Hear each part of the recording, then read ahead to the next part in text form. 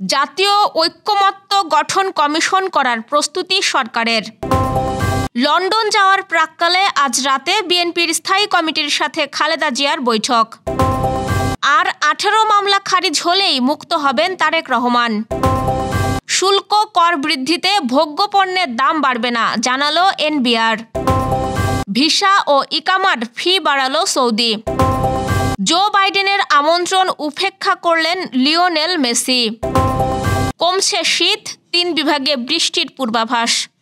শুনছিলেন দিনের খবরের প্রধান প্রধান শিরোনাম, এবার বিস্তারিত। তার আগে গ্রামের কাগজের ইউটিউব চ্যানেল সাবস্ক্রাইব করুন এবং সব খবর পেতে ফেসবুক পেজ ফলো করে রাখুন। জাতীয় ঐক্যমত্য গঠন কমিশন করার লক্ষ্যে বৈঠক হয়েছে গতকাল শনিবার। সব সংস্কার কমিশনের প্রধান ও প্রতিনিধিদের নিয়ে দিনব্যাপী বৈঠক করেন অন্তর্বর্তী সরকারের উপদেষ্টারা। এতে কমিশনগুলোর মধ্যে অভিজ্ঞতা বিনিময় এবং কাজ করার ক্ষেত্রে বিভিন্ন চ্যালেঞ্জ ও সম্ভাবনা নিয়ে মতবিনিময় হয়। পারস্পরিক তথ্য আদান প্রদান ও সংস্কার কাজ কিভাবে এগিয়ে নেওয়া যায় তা নিয়ে কথা হয়েছে। ট্রান্সপারেন্সি ইন্টারন্যাশনাল বাংলাদেশের ধানমন্ডি কার্যালয়ে বৈঠকে প্রথম ধাপের 3টি কমিশনের প্রতিবেদন সকাল 10টা থেকে দুপুর পর্যন্ত পর্যালোচনা করা হয়। এরপর দুপুর থেকে বিকেল পর্যন্ত অন্য 3টি সংস্কার কমিশনের প্রতিবেদন পর্যালোচনা করা হয়। বৈঠকে 4 জন উপদেষ্টা, 7টি সংস্কার কমিশনের প্রধান ও 4টি সংস্কার কমিশনের প্রধানদের প্রতিনিধি উপস্থিত ছিলেন। জুলাই অভ্যুত্থানের মধ্য দিয়ে আওয়ামী লীগ সরকারের পতনের পর রাষ্ট্রের বিভিন্ন খাতে সংস্কারের জন্য অন্তর্বর্তী সরকার 11টি সংস্কার কমিশন গঠন করেছে। এর মধ্যে প্রথম ধাপে 6টি ও দ্বিতীয় ধাপে 5টি সংস্কার কমিশন গঠন করা হয়। উন্নত চিকিৎসার জন্য লন্ডনে যাচ্ছেন বিএনপি চেয়ারপারসন খালেদা জিয়া। আগামী মঙ্গলবার রাতে লন্ডনের উদ্দেশ্যে ঢাকা ছাড়ার কথা রয়েছে তার। যাত্রার আগে আজ দলের স্থায়ী কমিটির সদস্যদের সঙ্গে বৈঠক করবেন সাবেক প্রধানমন্ত্রী। রাত 8টায় রাজধানীর গুলশানে খালেদা জিয়ার বাসভবনে বৈঠকটি অনুষ্ঠিত হবে।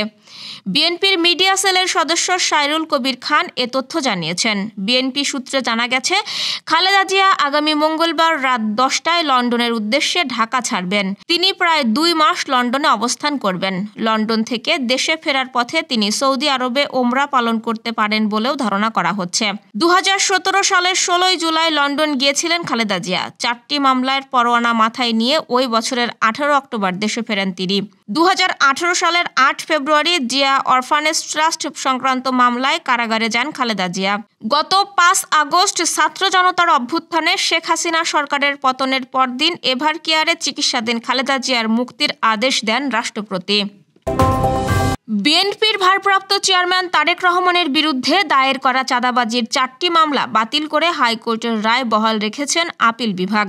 হাইকোর্টের রায়ের বিরুদ্ধে রাষ্ট্রপক্ষের দায়ের করা লিভ টু আপিল খারিজ করে রোববার বিচারপতি মোহাম্মদ আশফাকুল ইসলামের নেতৃত্বে 4 বিচারপতির আপিল বেঞ্চ এ আদেশ দেন।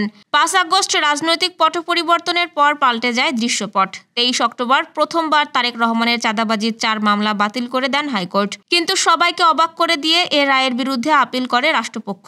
আজ 4 মামলার বাতিলের রায় বহাল রাখেন আপিল বিভাগ। বিএনপির আইনজীবীরা বলছেন, আরও 18 থেকে 19টি মামলা খারিজ হলে সব মামলা মুক্ত হবেন তারেক রহমান।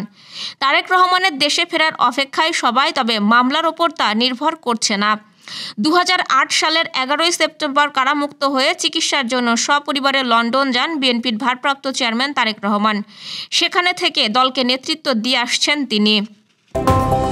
সর্বসাধারণের ভোগ্যপণ্যের দাম বৃদ্ধি পাবে না এবং মূল্যস্ফীতিতে প্রভাব পড়বে না উল্লেখ করে জাতীয় রাজস্ব বোর্ড এনবিআর জানিয়েছে। জনস্বার্থে নিত্য প্রয়োজনীয় দ্রব্যাদির শুল্ক কর হারে ব্যাপক ছাড় দেওয়ার পাশাপাশি অভ্যন্তরীণ রাজস্ব সংগ্রহ বৃদ্ধি, এসডিজি বাস্তবায়ন এবং জাতি হিসেবে স্বাবলম্বী হওয়ার লক্ষ্যে ভ্যাটের আওতা বৃদ্ধি ও হার যৌক্তিকীকরণের লক্ষ্যে নানামুখী পদক্ষেপ গ্রহণ করছে। শনিবার জাতীয় রাজস্ব বোর্ডের জনসংযোগ কর্মকর্তা আলামিন শেখের সই করা এক সংবাদ বিজ্ঞপ্তিতে এসব কথা জানানো হয়। এতে বলা হয়েছে, সম্প্রতি ভ্যাট, আয়কর ও শুল্ক বিষয়ক গণমাধ্যমে প্রকাশিত কিছু সংবাদ জাতীয় রাজস্ব বোর্ডের নজরে এসেছে। জনস্বার্থে নিত্য প্রয়োজনীয় দ্রব্যাদির শুল্ক কর হারে ব্যাপক ছাড় দেওয়ার পাশাপাশি অভ্যন্তরীণ রাজস্ব সংগ্রহ বৃদ্ধি, এসডিজি বাস্তবায়ন এবং জাতি হিসেবে স্বাবলম্বী হওয়ার লক্ষ্যে ভ্যাটের আওতা বৃদ্ধি ও হার যৌক্তিকীকরণের লক্ষ্যে জাতীয় রাজস্ব বোর্ড নানামুখী পদক্ষেপ গ্রহণ করেছে।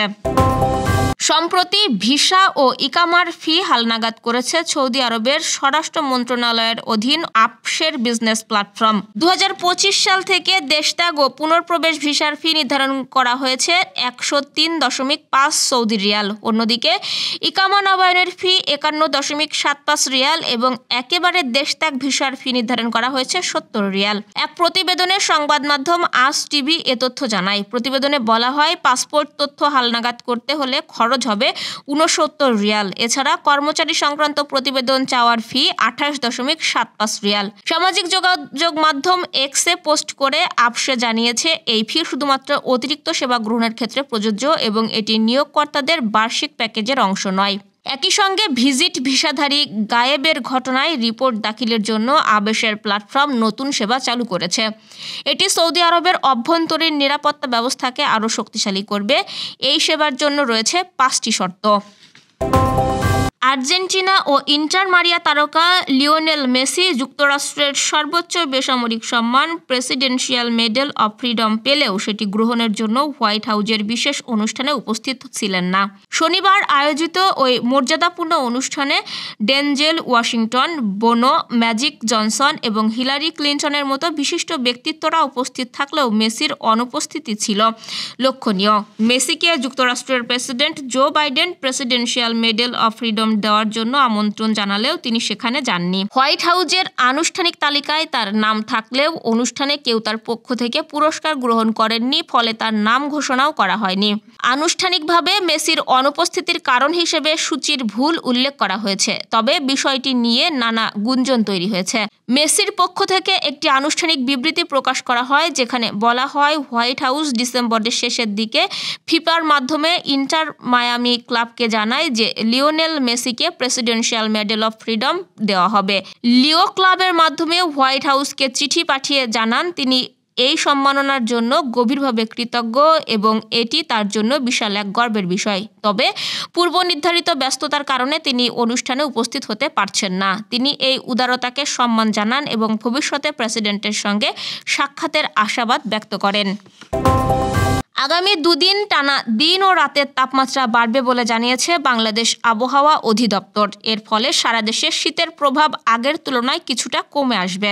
রোববার সকালে আবহাওয়া অধিদপ্তর থেকে প্রকাশিত পরবর্তী 72 ঘন্টার পূর্বাভাসে এমন তথ্য জানানো হয়েছে। এতে বলা হয়েছে, আগামী 3 দিন অস্থায়ীভাবে আংশিক মেঘলা আকাশ সহ সারা দেশের আবহাওয়া শুষ্ক থাকতে পারে। তবে মধ্যরাত থেকে সকাল পর্যন্ত সারা দেশে মাঝারি থেকে ঘন কুয়াশা পড়তে পারে। ঘন কুয়াশার কারণে বিমান চলাচল, অভ্যন্তরীণ নদী পরিবহন এবং সড়ক যোগাযোগ সাময়িকভাবে ব্যাহত হতে পারে। এছাড়া ওই দিন সারা দেশের আবহাওয়া প্রধানত শুষ্ক থাকলেও রংপুর, ময়মনসিংহ এবং সিলেট বিভাগের 2-1 জায়গায় হালকা বৃষ্টি বা গুঁড়ি গুঁড়ি বৃষ্টি হতে পারে। এই ছিল দুপুরের আয়োজন। সাথে থাকার জন্য ধন্যবাদ।